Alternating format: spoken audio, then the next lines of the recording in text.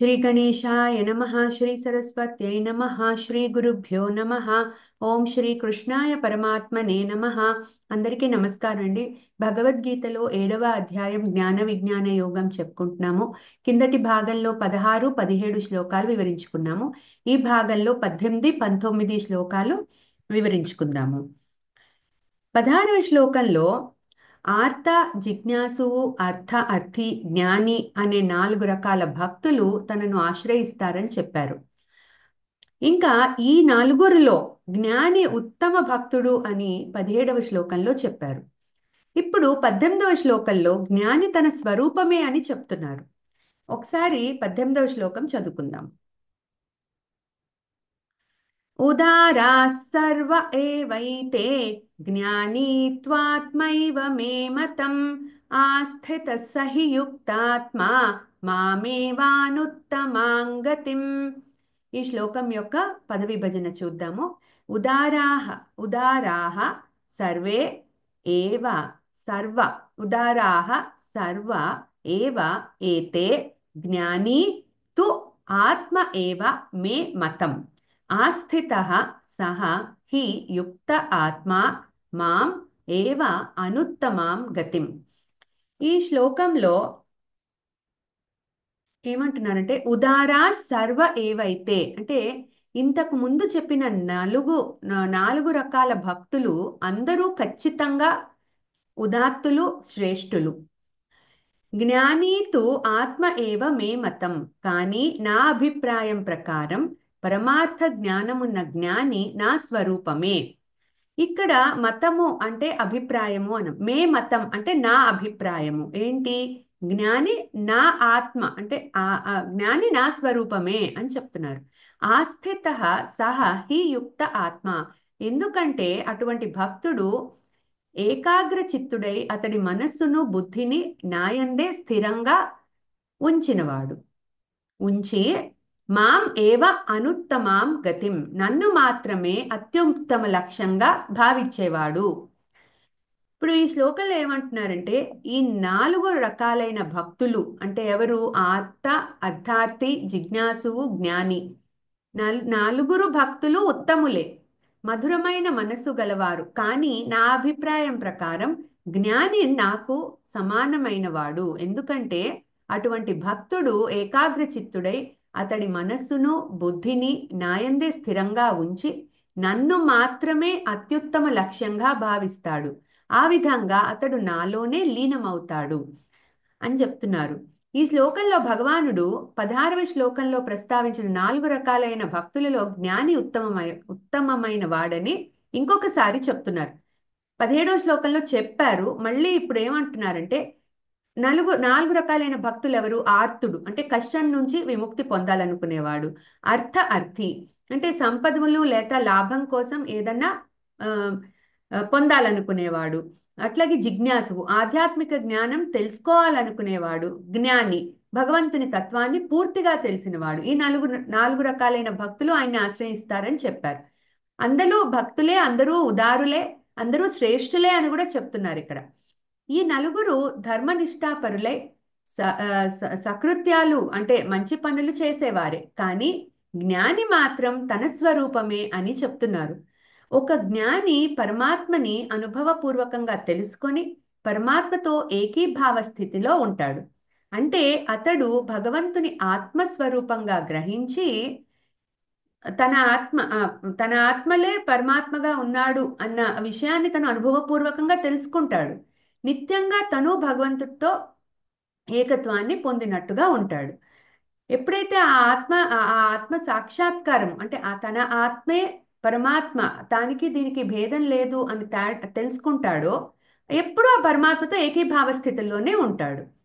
ముందు శ్లోకంలో చెప్పినట్టు పరమాత్మను అనుభవపూర్వకంగా తెలుసుకున్న జ్ఞాని పరమాత్మను నిస్వార్థంగా అలౌకిక ప్రేమతో జ్ఞానంతో ఆత్మానుభూతితో సేవిస్తాడు.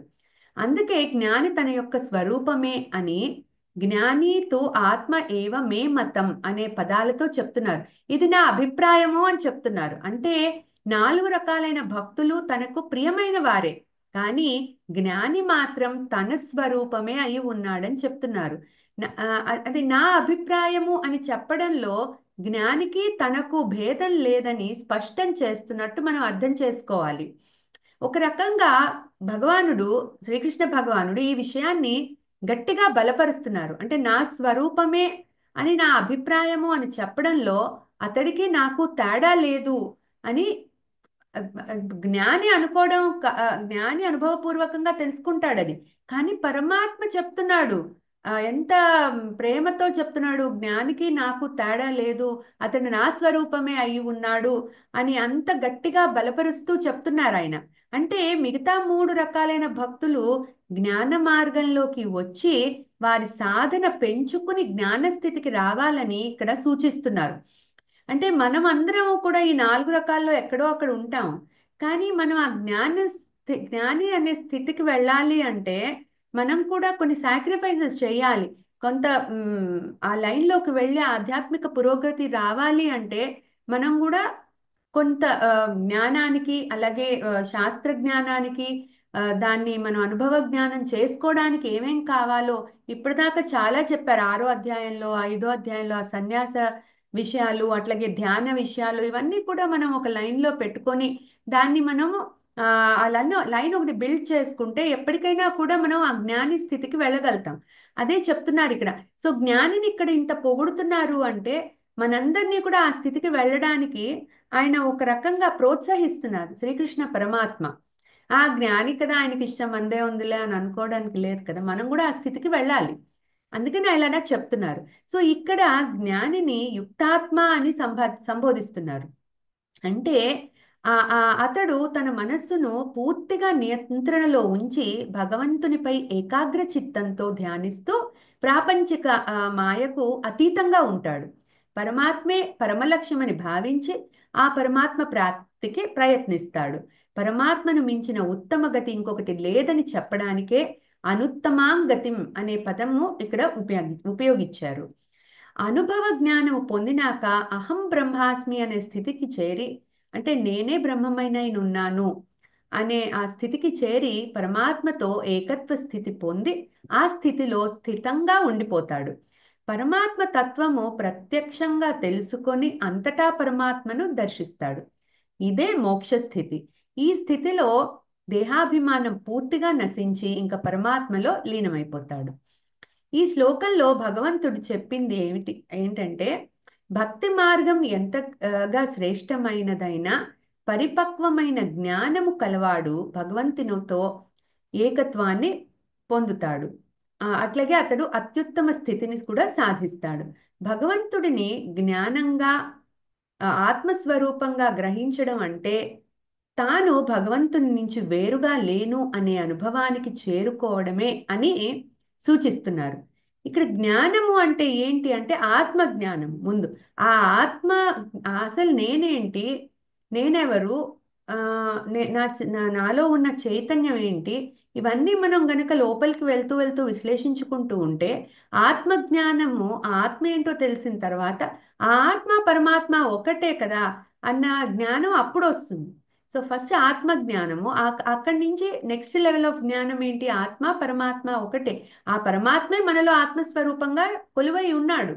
సో అది ఆ విషయం తెలియాలి. అహం బ్రహ్మాస్మి అంటే నేనే ఆ బ్రహ్మమునైనున్నాను, నాకు ఆ బ్రహ్మానికి తేడా లేదు అని ఎప్పుడైతే ఆ అనుభవ స్థితికి వస్తాడో జ్ఞాని, ఇంకా అతడికి పరమాత్మకి తేడా లేదు. ఆ విషయాన్నే ఇక్కడ సూచిస్తున్నారు.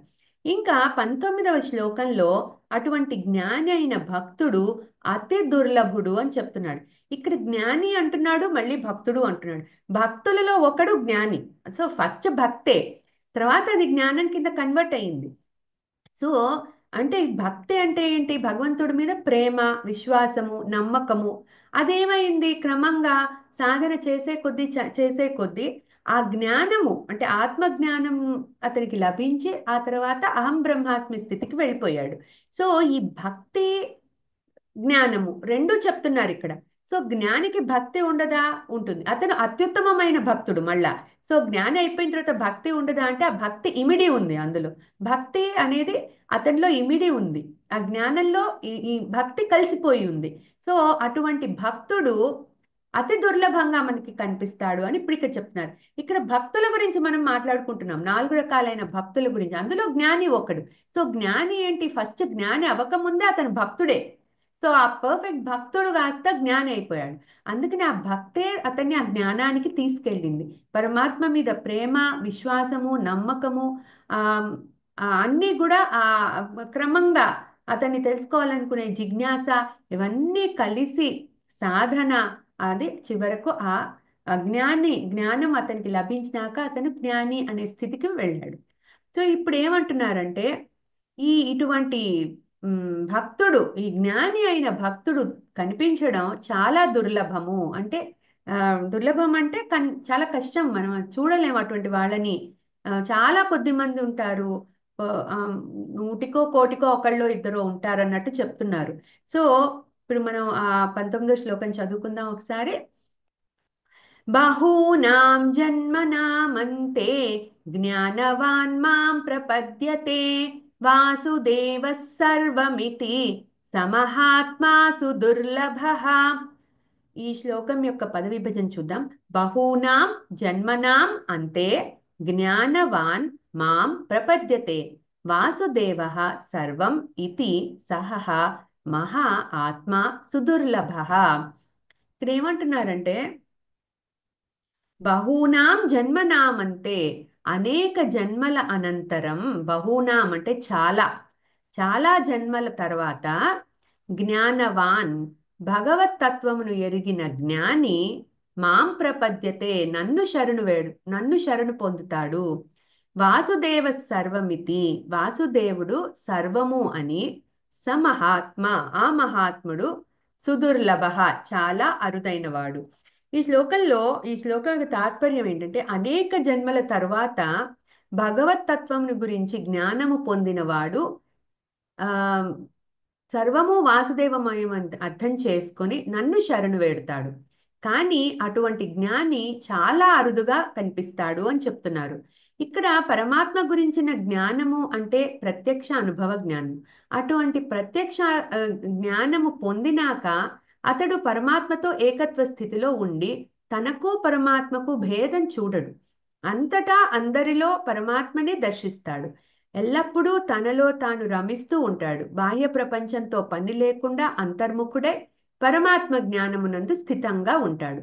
ఇదే మోక్ష స్థితి అని చెప్పుకున్నాం. ఈ స్థితిని పొందిన జ్ఞానికి అదే అంతిమ జన్మ అవుతుంది.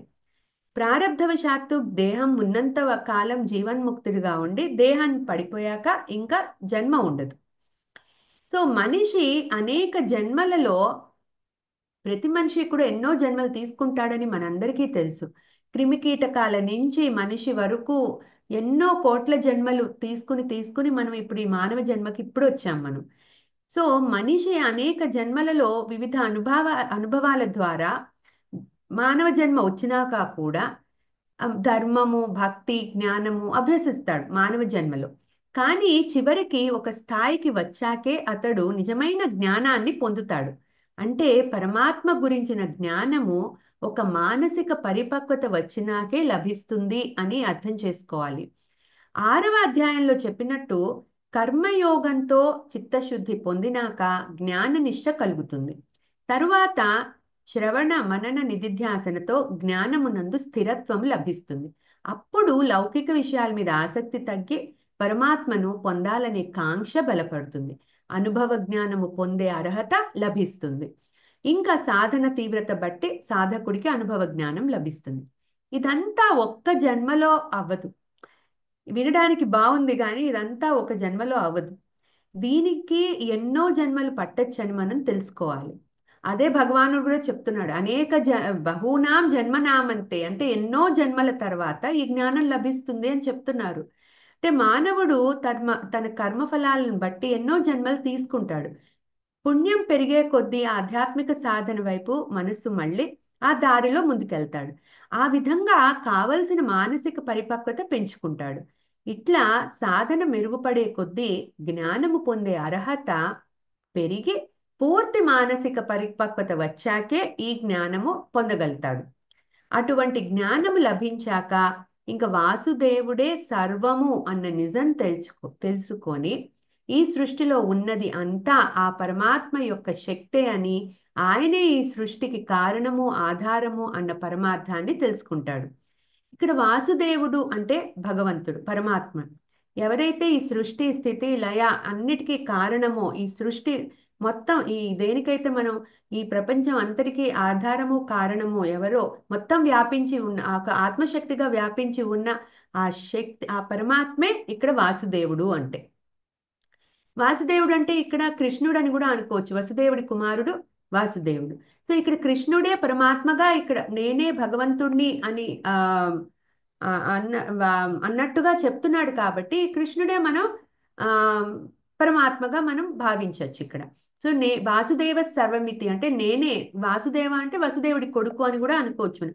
సో నన్నే ఎవరైతే ఈ మొత్తం సృష్టికి నేనే ఆధారము కారణము అని అర్థం చేసుకుంటాడో, అంటే అటువంటి జ్ఞానం లభించాక ఇట్లా ఈ విధంగా అర్థం చేసుకుంటాడు. అదే ఈ జ్ఞానం యొక్క పరమార్థం కూడా అదే కదా. సో అట్లా చెప్తున్నారు. అయితే పూర్తి పరమాత్మ జ్ఞానాన్ని పొంది పరమాత్మతో ఏకత్వ స్థితిని పొందిన వారు చాలా అరుదుగా కనిపిస్తారు అని చెప్తున్నారు. సహహ మహాత్మా సుదుర్లభ అనే పదాలతో చెప్తున్నారు. ఇదే అధ్యాయం 3వ శ్లోకంలో భగవానుడు ఏం చెప్పాడు? కోట్లాది మనుషులలో కొంతమంది మాత్రమే నా గురించి తెలుసుకునే ప్రయత్నం చేస్తారు. అందులోనూ చాలా కొంతమంది నన్ను తెలుసుకోగలుగుతారు. వాళ్ళల్లో కూడా ఎవరో ఒక్కడు మాత్రమే నన్ను చేరుకుంటాడు అని చెప్పారు. మానవుడు ఈ ప్రపంచము మాయలో పడి శరీరము, ఇంద్రియాలు, మనస్సు తాననుకొని తన నిజస్వరూపును తెలుసుకోలేకపోతున్నాడు. పరమాత్మ తత్వము తెలుసుకునే ప్రయత్నం కూడా చేయట్లేదు. పూర్వజన్మ సాధనా బలం చేత కొంతమంది ఆ ఈ సాధన మొదలుపెట్టినా ముందుకు సాగాలంటే ఎంతో నిష్ఠ, పట్టుదల, ముఖ్యంగా పరమాత్మ యొక్క ఆశీర్వాదము చాలా అవసరం. ఇన్ని దాటుకుని అనుభవ జ్ఞానం పొంది పరమాత్మతో ఏకత్వ స్థితిని పొందిన మహాత్ముడిని చూడగలగడం అతి దుర్లభం అని చెప్తున్నారు.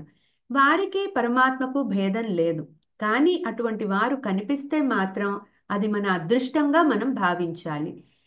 మనకి తెలిసిన వాళ్ళలో రామకృష్ణ పరమహంస, శంకరాచార్యులు, రమణ మహర్షి వంటి వారు ఈ శ్లోకంలో చెప్పినట్టు అతి దుర్లభంగా కనిపిస్తారు. జ్ఞానంతో కూడిన భక్తి శ్రేష్టమైనది అని భగవానుడు ఇక్కడ చెప్తున్నారు. సో అది అనేక జన్మల సాధన ఫలితంగా వస్తుంది అని చెప్తున్నారు. సో భక్తిని జ్ఞానంలోకి మనం మార్చుకోవాలంటే దానికి ఎన్నో జన్మలు పడుతుంది. అంటే మనకు ఆ మానసిక పరిపక్వత రావాలి. సో దాని గురించి మనం కృషి చేయాలి ముందు. సో అందుకే ఇప్పుడు మనకు లభించిన ఈ మానవ జన్మలో మన జీవిత ప్రయాణం ఎప్పుడూ భగవంతుని దిశగానే సాగాలి. ఇవాళ మనం చేసే ఏ పనైనా కూడా భవిష్యత్తులో జ్ఞాన మార్గాన్ని కూడా రూపొందిస్తుంది అని చెప్పి మనము అంటే మనం చేసే ఈ పనికి మనం సత్కార్యాలు చేసినా సత్కర్మలు చేసినా ఏవి చేసినా కూడా మనకి పై జన్మలలో అంటే పోను పోను మనల్ని జ్ఞాన మార్గానికి ఇవేమన్నీ మనకి ఒక బేస్ అవుతాయి అన్నది మనం ఎప్పుడూ కూడా గుర్తుపెట్టుకోవాలి. ఈ జన్మ మనం ఎన్నో జన్మల నుండి కూడబెట్టుకున్న సాధన ఫలితం కాబట్టి ఎంత సాధన చేస్తే ఆధ్యాత్మిక మార్గంలో అంత ముందుకెళ్తామని గుర్తుపెట్టుకోవాలి. ఇదే చివరి జన్మ అవ్వాలి అన్నంత దృఢ సంకల్పంతో మనం సాధన చేయగలగాలి. ఈ విధంగా ప్రయత్నిస్తే జ్ఞాన మార్గంలో తప్పకుండా సఫలత పొందగలుగుతాము. శ్రీకృష్ణ భగవానుడు ఎప్పటికప్పుడు ఒక జ్ఞాని లక్షణాలు చెప్తూ వస్తున్నారు. ముందు అధ్యాయాల్లో కూడా మనం చూసాం. వాటిని మనం గుర్తు పెట్టుకొని మనను మనం మార్చుకుంటూ గురువు సహాయంతో స్వాధ్యాయంతో వివేకం పెంచుకొని శాస్త్రాలకు అనుగుణంగా మన దైనిక జీవనాన్ని మార్చుకుంటే జ్ఞాన మార్గంలోకి మన ప్రయాణము మొదలుపెట్టినట్టే. గృహస్థాశ్రమంలో ఉన్న మన వంటి వారు మన కర్మలను చేస్తూనే జ్ఞాన మార్గం వైపు దృష్టి పెట్టగలగాలి. ఈ క్రమంలో మనస్సు బుద్ధి రెండూ భగవంతుని పైన పెట్టి సాధన చేయాలి. బుద్ధిలో వివేకము పెరిగే కొద్దీ మనస్సు సాధన మీద నిలుస్తుంది. వివేక బుద్ధిని పెంచుకోవడం కూడా సాధనలో ఒక భాగమే.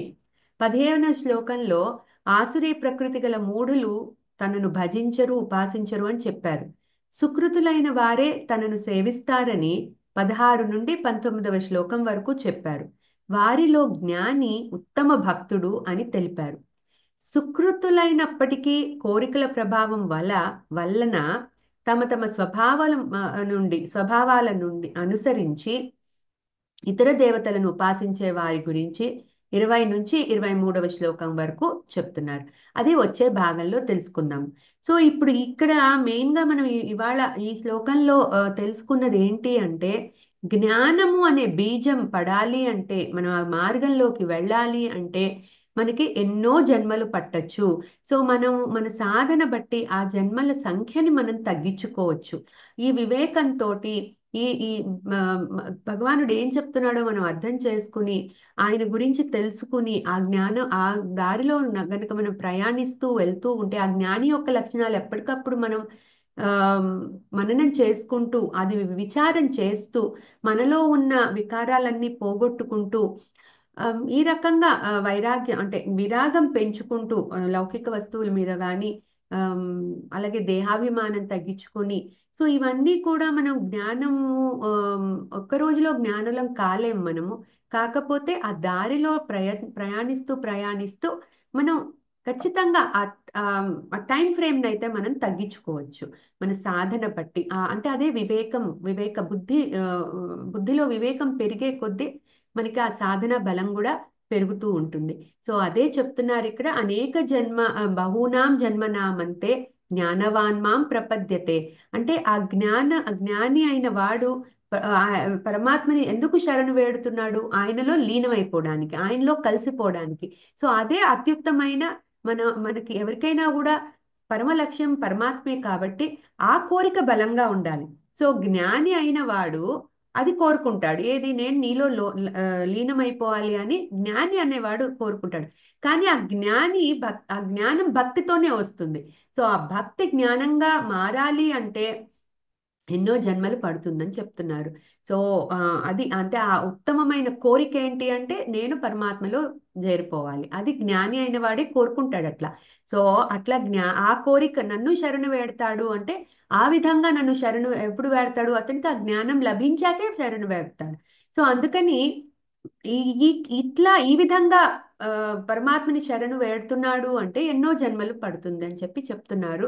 ఇది అర్థం చేసుకుని మనము ఆ మన ఆధ్యాత్మిక జీవితంలో మనం ఎన్నో మెరుగులు అంటే ఎన్నో విధాలుగా మనం చేంజెస్ చేసుకుంటే తప్పకుండా మనం ఈ ఆధ్యాత్మిక మార్గంలో పురోగతి సాధించగలుగుతాము. అది ఎప్పుడు అన్నది అది పరమాత్మ దయ, అలాగే మన కృషి ఇన్నిటి మీద ఆధారపడి ఉంటుంది. ఆ ఇప్పుడు ఇవాళ చాలండి. వచ్చే భాగంలో 20 నుండి 23వ శ్లోకం వరకు చెప్పుకుందాము. ఆ ఒకసారి 2 శ్లోకాలు చెప్పుకుని ముగించుకుందాం. उदाराः सर्व एवैते ज्ञानी त्वात्मैव मे मतम् आस्थितः स हि युक्तात्मा मामेवानुत्तमां गतिम् बहूनां जन्मनामन्ते ज्ञानवान् मां प्रपद्यते वासुदेवः सर्वमिति समहात्मा सुदुर्लभः. చాలండి. జ్ఞానానందమయం దేవం నిర్మల స్ఫటికాకృతిం ఆధారం సర్వ విద్యానాం హయగ్రీవముపాస్మహే. ఏతత్ ఫలం శ్రీ సద్గురు దివ్య చరణారవిందార్పణమస్తు. సర్వం శ్రీకృష్ణార్పణమస్తు. ధన్యవాదాలండి. మళ్ళీ వచ్చే భాగంలో కలుసుకుందాం.